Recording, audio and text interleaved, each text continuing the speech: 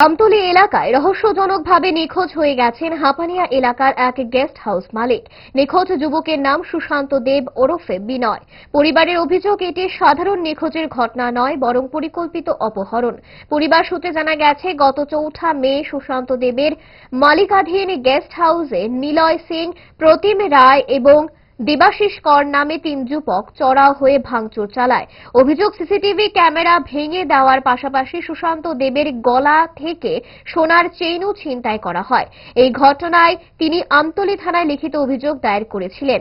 এরপর গত শনিবার বিকেলে আগরতলা যাওয়ার কথা বলে বাড়ি থেকে বের হন সুশান্ত দেব, কিন্তু রাত পেরিয়ে গেলেও তিনি আর বাড়ি ফেরেননি।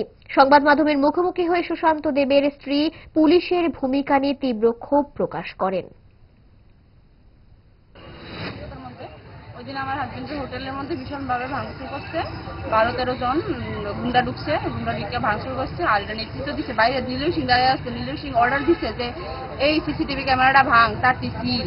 নীলয় সিং বাইরে দাঁড়িয়ে এই কথাগুলি কইছে, পাড়ার প্রতিবেশী শুনছে।